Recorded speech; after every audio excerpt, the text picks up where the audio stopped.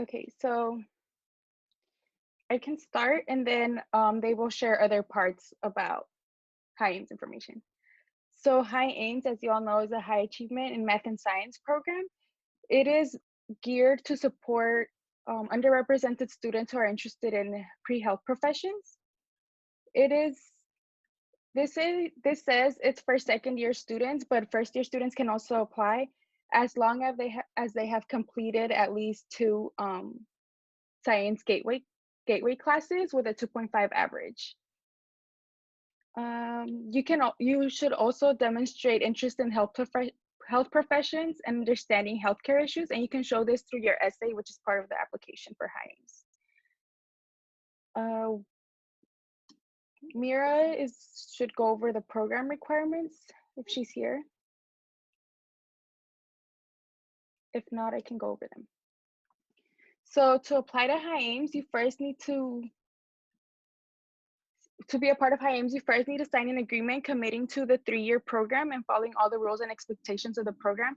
So in the beginning of the school year, we will have an orientation where you each will have your contract to sign, and that will have all of the requirements, which we will go over further in the presentation.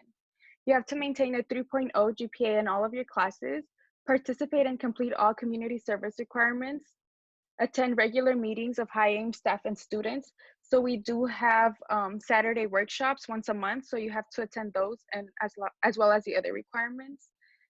You should attend academic and peer facilitated learning sessions, meet with the assigned academic counselor twice each quarter to develop an academic plan, attend high aims academic workshops on monthly Saturday career academy sessions, participate in research with a UCLA faculty member or assigned mentor for at least 1 quarter. So this requirement is specifically for students who have been in the program for this is their second year in high aims. So as a first year in high aims, you do not have to do this requirement yet, but you will learn more about this as you are part of the program. You must also adhere to and meet to all program deadlines. So these are just some of the program requirements. At the end of the session, we will have some, you can ask questions and we will be answering them if you have any questions about these. Daisy, you want to go over the program eligibility? Yeah. So these are going to be the program eligibility criteria. So one, you have to demonstrate interest in the health science as evidence by volunteering, observation, or career exploration experiences, or like Maria said, you can write about this in your essay, in your personal statements. 2, you have to have a minimum overall and science GPA of 2.5. 3, you have to complete at least 2 gateway science courses. So this can be in your LS series, your chemistry series, your physics, or math series. 4 is complete the online application, which you can find in this high aims, the website, the page. 5, submit 3 unofficial copies of your most recent transcripts. 6, submit 2 letters of recommendation, one from a science professor / TA, and one from a counselor / employer. 7, submit 3 hard copies of your current financial aid award letter from award 2019 to 2020, so it'll be like this school year. 8, write an essay describing why you want to be in the program and how they would address issues of health disparities. 9, be interviewed by high aims staff and faculty. I'm not really sure how they're going to be interviewing this year, but I'm pretty sure Maria has more details on that. And then 10, students from disadvantaged and historically underrepresented groups are strongly encouraged to apply. Yeah, so I can go more over how they will be doing the interview process, and also the application process is slightly different since you will not be submitting hard copies of anything. Everything will be online because of the current situation. So yeah, we can go more over that at the end if you have any more questions. Also, just a note, you can get letters of recommendation from staff even if they are no longer like a professor or a TA here. I will go over the selection of participants. So you will all be assessed based on your personal statement and the rest of your application materials, based on whether you demonstrated interest in health professions, and if you had a successful interview. You will have to qualify for the program. So we listed all of the program, what you need to qualify for the program. So if you meet all of those, then it is likely that you can get accepted into the program. Once you are accepted, you will receive a $500 stipend every quarter. So that would be fall, winter, and spring. So that would be a total of $1,500 each year. Maria, do you want to go over academic support? Yeah. Am I sharing my screen? Can everyone see? Okay. Yeah. Okay, so one of the requirements for the program is that you maintain a 3.0 GPA, which can seem a little, like stressful if just like based on your maybe first 2 quarters here. And because it is like so challenging, AAP has the peer learning services, so they help you, alleviate some of the stress of learning the material. But I don't know if any of you guys are already involved in PLFs, you know that for classes like chem or physics or math, they get filled really, really fast. And it's like kind of impossible to get a spot unless, someone drops, which sometimes is very unlikely because everyone wants to get help on these subjects. But if you are part of High Aims, you actually get like a guaranteed spot. So that's like a privilege that other students don't have. And it's actually a very important privilege on academic support. So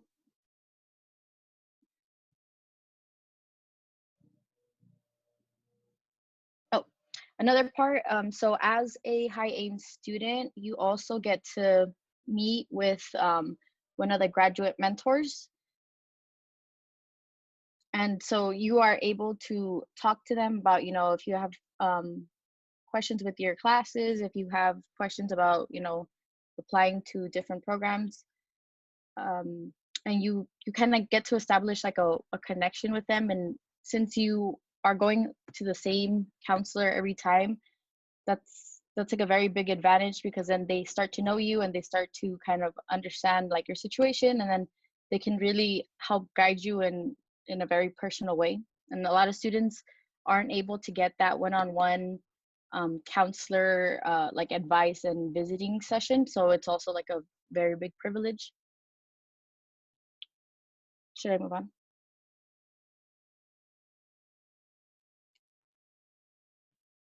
So as far as like career guidance and personal development, these are like a very important component of High Aims. Like Maria mentioned, we have Saturday seminars like usually every first Saturday of the month. We have Saturday seminars that last about 2 hours. And so Dr. A, which is the director of the project, he has speakers come and talk to us about different professions in the field. So we've had pharmacists, we've had PA, physician's assistants, we've had public health coordinator. So like the one from UCLA, she came and gave us a talk. We've had dentists, like a whole panel of dentists. We've had women physicians of color. So it was a very good experience, because you often, if you go to these other talks sometimes where it's like, it's like more of a school-wide thing, you sometimes don't see the representation that you want to see. But Dr. A makes it a point to allow us to see someone who is us, so we kind of get inspired and get an idea of kind of like what's going on. Part of also, I think, career development is that we're able to go to like field trips. So we've actually visited the hospital. I think it was last year. We got to go to a hospital in Watts, which was really nice. Unfortunately, with the situation, we weren't able to do so many trips this quarter. But as things progress and hopefully get better, those will start up again. Again, with the mentorship, so not only do we get our one-on-one counselor assigned to us, but we also get like a medical student or a dental student who is currently in medical school assigned to us. And that's just more helpful in a different way than having a counselor, because these students are actually in the career that maybe you might want to be in. So they have like different insight that a counselor can give you, but a medical student can kind of tell you like everything kind of how you want to hear it. So, they'll straight up tell you like, oh, these grades are not good, like you need to do better, or, they'll, you kind of, their opinion is kind of like, it's like very good to have because they're going through it and they know what's up and they know how to get you where you want to go because they've obviously gotten themselves where they want to go.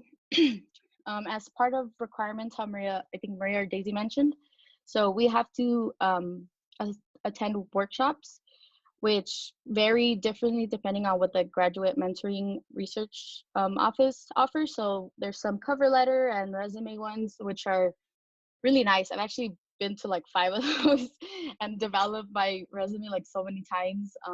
And people are there and they'll read your resume and they'll tell you like, oh, you need to, change this wording, or you need to maybe, adjust this so that, it cleans it up and it looks better.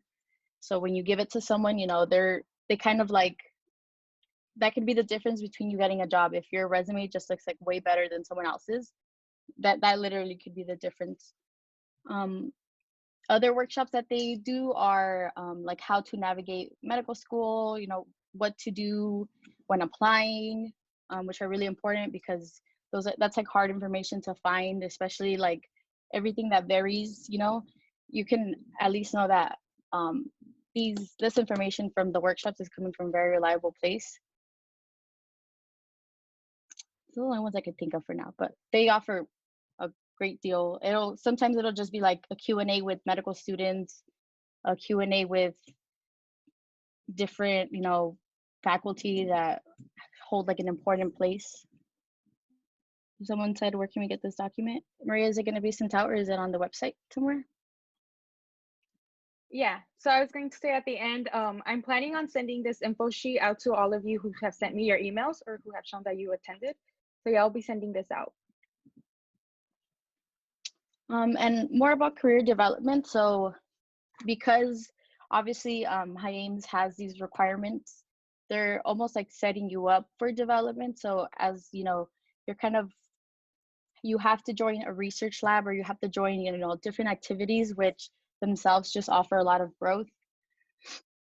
As far as more personal development, obviously, like you get to network when you go to these different workshops and you go to different, field trips and Saturday seminars. You get to meet new people that other people don't have access to. It's if you're like pre-med, if you're pre-dent or pre-PA, whatever you are, like it's very hard to, get that one-on-one contact with people. And everyone that comes to speak to us, like they make sure they give us their info, like they want to collaborate with us, they want to help us. And that's, if you go to a different kind of info session, you never know if the people there actually want you to reach out to them. That's what I'm always nervous about, because I'm like, maybe they just decided maybe someone just put them up to do, the presentation, but they didn't really want to do it. So I always reach out to the people that High Ames kind of provides to us way more than other people, because that they really want to help you. And also a very important point that I kind of realized myself is that even by writing the personal statement you submit to High Ames, you can technically be writing the first draft of your personal statement that you send to whatever school you want to go to. So I know I've used my personal statement to apply to different programs. Like I did a summer program and I used it for that. I did like these other like internships and I used it for that. So it just, they're setting you up for like success in whatever you want to do.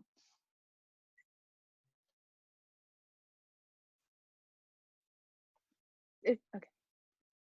So I think it's important for actual High Ames students to be present in this info session, like Daisy and Maria, because they've lived through all of these like experiences firsthand.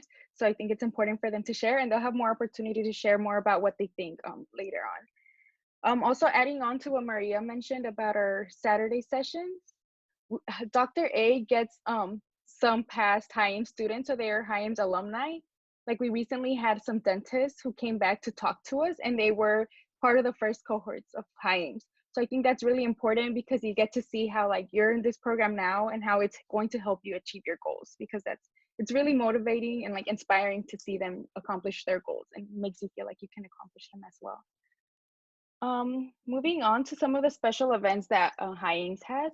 Like Maria mentioned, during spring quarter, we usually have the field trips, but because of the situation, we had to cancel one of our field trips. But in the fall, we were a part of High Ames students were able to attend the UC Davis pre-health conference. Did either of you attend? Or do you want to talk more about what that is? I attended not this past year, but the year before. Yeah, Did I you also, also go, I Daisy? also went last year. Go ahead. Not my third year, like our third year. Do you want to talk about it? Or?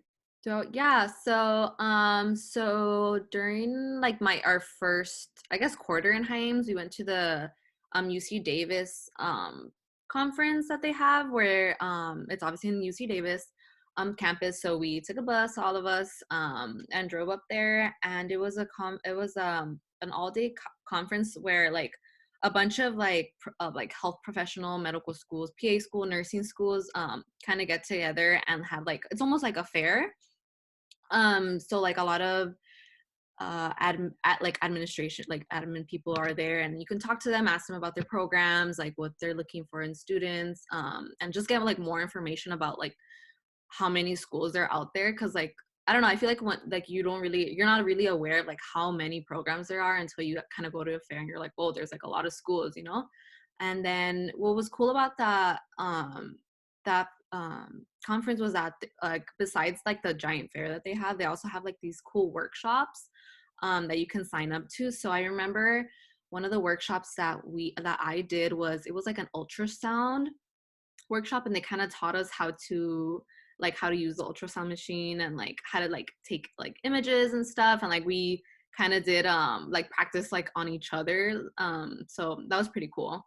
And yeah, you kind of bond with like your cohort, like you're gonna be with these people like for like 2 or 3 years, so you get to know them and like what their interests are, and then like so it was pretty fun. I really liked it.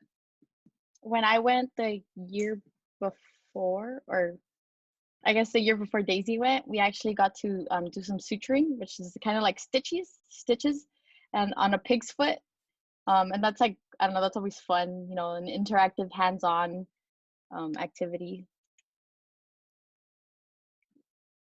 Yeah, like they both mentioned, you get to do a lot of interactive workshops, and you get a lot of information. So yeah, that's something to look forward to if you do join our program. So now to apply to the program, I don't know if you have all already seen the application or not, but it is up on the website. So if you go to the link that is here, or you can just Google UCLA AAP and then go to the programs and then High Ames, you can also find the application there. So now, if any of you have any questions, or if you want them to share anything else about the program, you can either send them in the chat or speak up.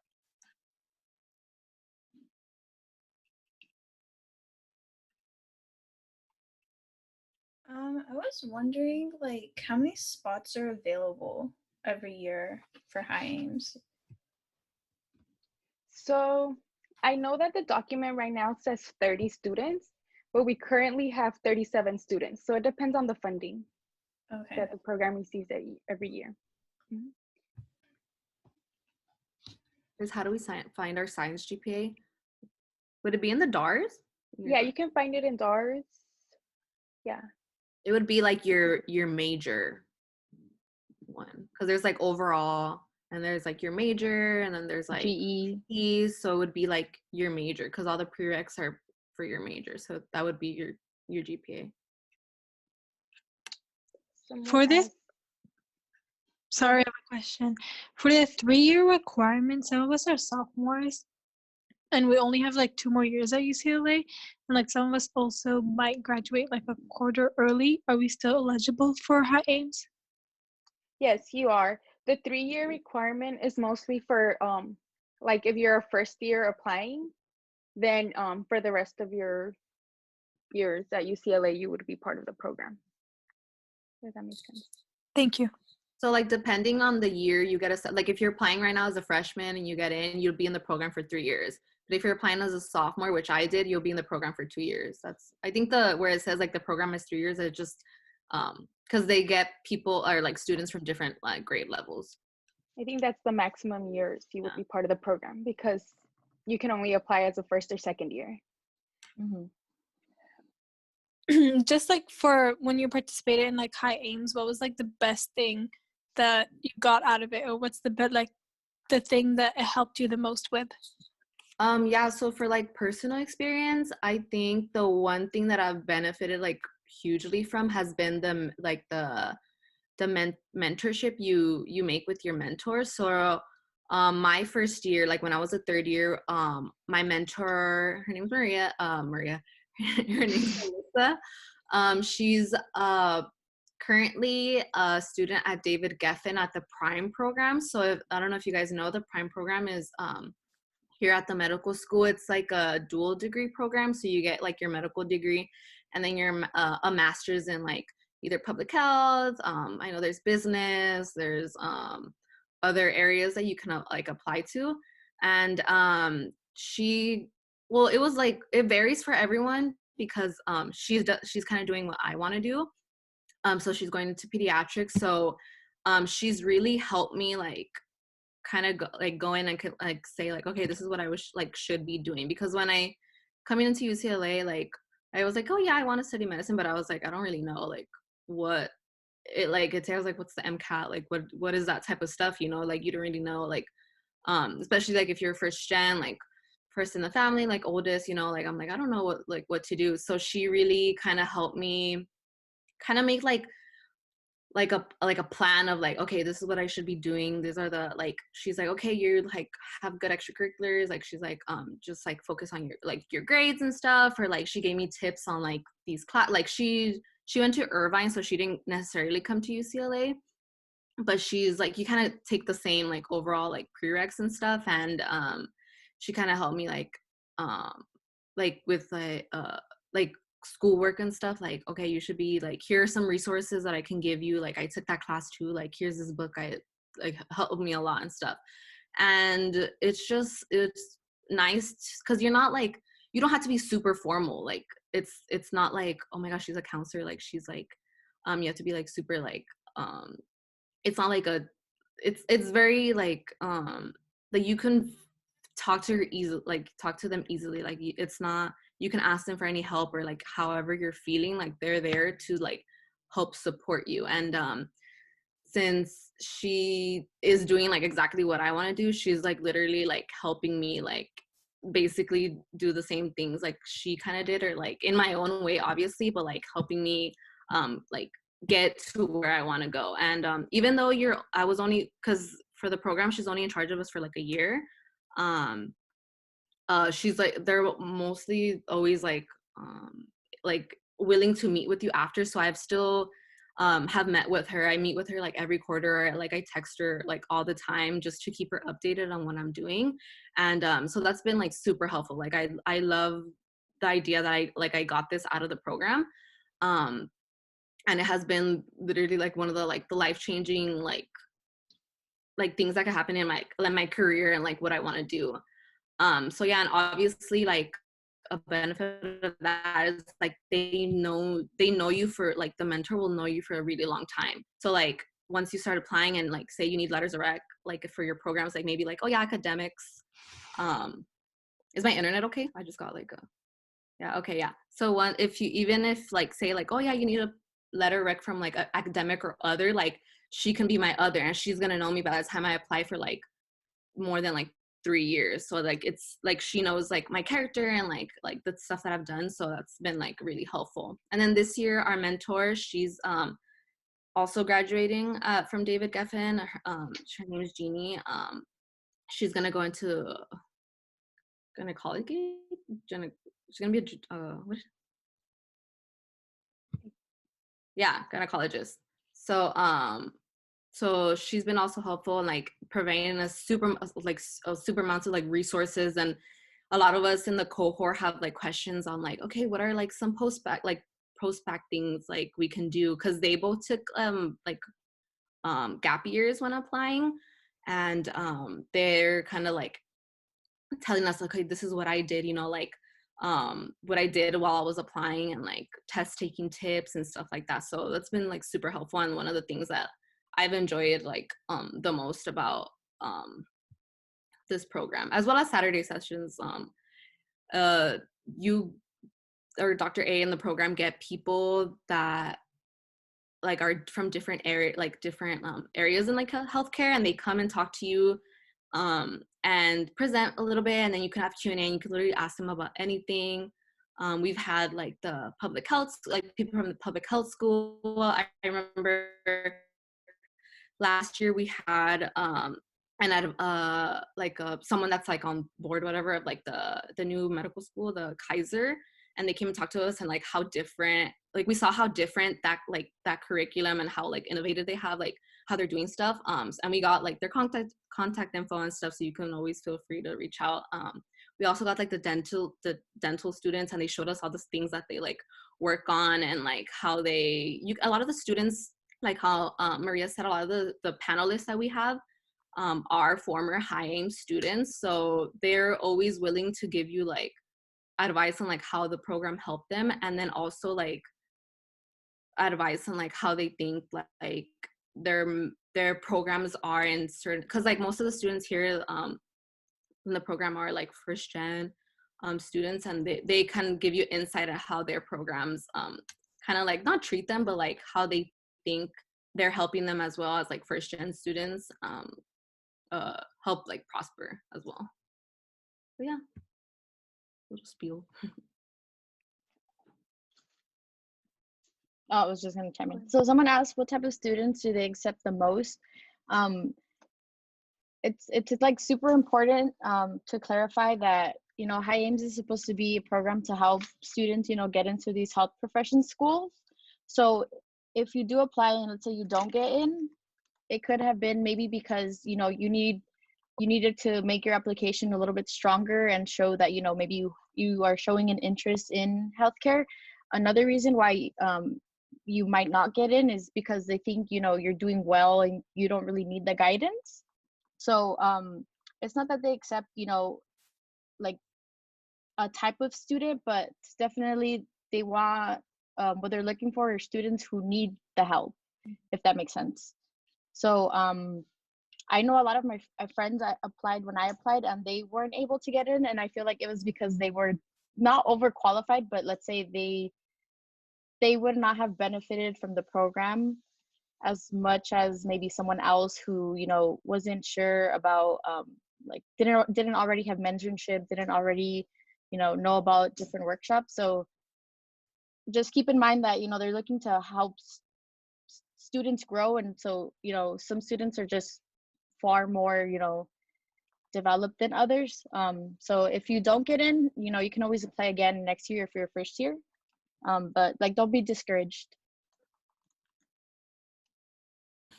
Someone asked about the stipend. I don't know if you saw my reply, but so the stipend just gets added to your financial aid package.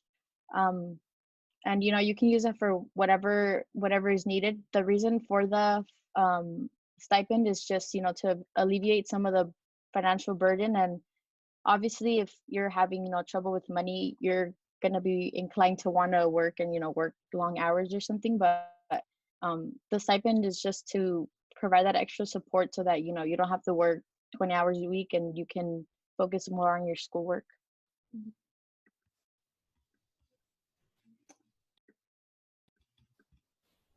I had a question on the letter of rec. Does it have to be from a professor or TA that you had, like in the past? Does it like, do they have to show up as like the instructor for like a previous section or class you took?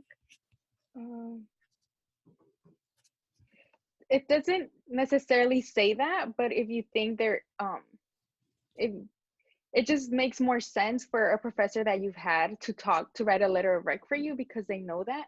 But if you think there's somebody else, another professor who you have not had but knows your academic side, and if you think they would write a stronger letter, then that's fine.